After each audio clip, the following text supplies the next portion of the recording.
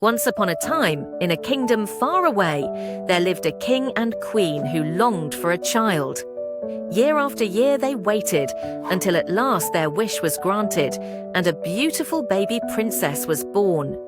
The king was so overjoyed that he arranged a magnificent christening feast, inviting nobles from all the surrounding lands. He also invited 7 fairies who lived in the kingdom, knowing that each would bestow a magical gift upon his precious daughter. On the day of the celebration, the castle gleamed with golden ornaments, and tables overflowed with delicacies served on silver platters. For each fairy, the king had commissioned a special golden plate and drinking cup inlaid with jewels. The festivities were about to commence when a hush fell over the hall as an 8th fairy, ancient and forgotten, entered uninvited. Years ago, this fairy had secluded herself in a tower, and everyone believed her dead.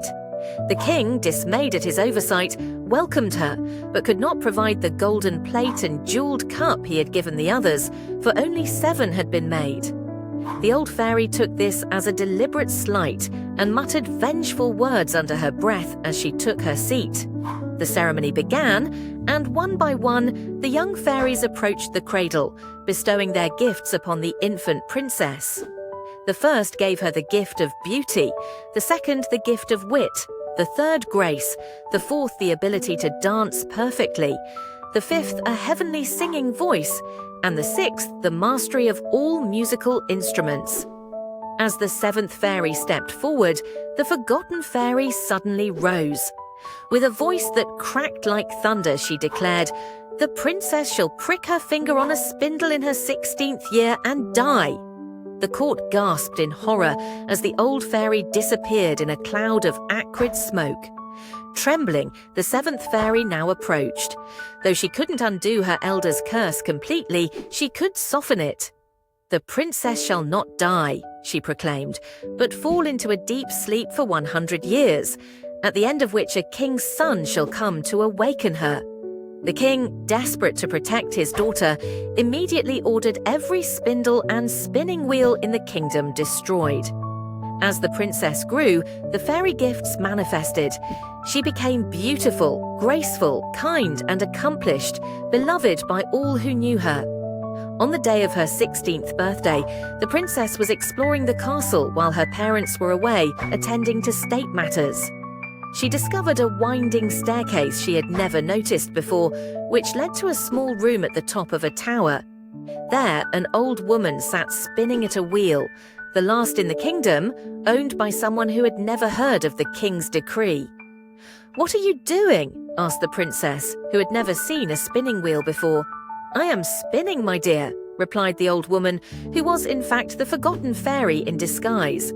Fascinated, the princess asked to try. "May I?"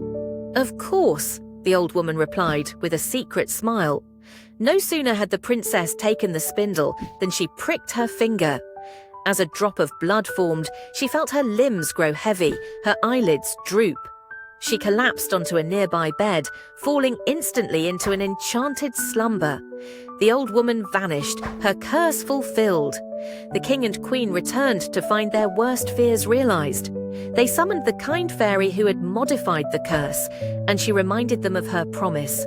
The princess would sleep for 100 years before being awakened. Moved by the parents' grief, the fairy cast another spell. She touched everyone in the castle with her wand. Courtiers, servants, even the horses in their stalls and the dogs in the yard, sending them all into the same deep sleep, to awaken only when the princess did. Then, with a wave of her wand, she caused a forest of trees, brambles and thorns to grow around the castle, hiding it from view and protecting the sleeping inhabitants. Years passed. The legend of the sleeping princess became a story told to children. Occasionally, brave princes tried to find the castle, but the thorns closed around them like live things with claws, and those who persisted never returned.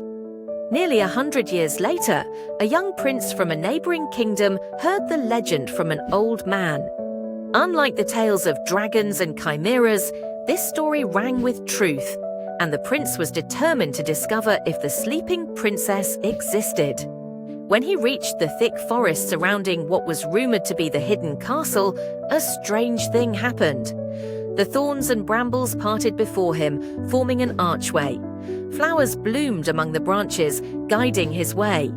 It was as if the 100 years had just that moment ended, and the spell was already beginning to break. He found the castle with its sleeping inhabitants appearing as if frozen in time. Courtiers in mid-conversation, servants carrying platters, dogs with one paw raised. Moving through the silent halls, he finally came to the tower room where the princess lay upon her bed, looking as fresh and beautiful as on the day she had fallen asleep. Struck by her beauty and the miracle before him, the prince knelt beside her bed. He took her hand and gently kissed it. At that moment, the princess's eyes fluttered open, and she looked upon the prince with a smile. "You have come at last," she said, as if she had been expecting him all along. Throughout the castle, the spell dissolved. People awakened, continuing conversations interrupted a century before, amazed to discover how much time had passed. The horses neighed in their stalls, the dogs barked and wagged their tails, and the fire that had been lit in the kitchen flared up to finish cooking the feast. The prince explained to the princess how her story had become legend, and how he had been drawn to find her. Though they had just met, they felt as if they had known each other forever, perhaps in dreams during her long sleep. The king and queen, overjoyed at their daughter's awakening and impressed by the brave prince who had broken the spell, gave their blessing to the union.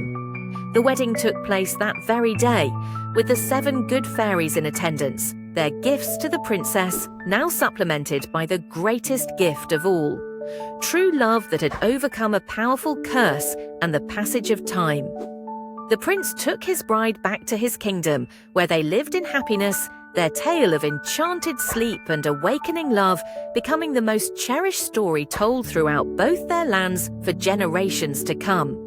And unlike most tales that grow less true with each telling, this one only grew more true, for their love deepened with each passing day.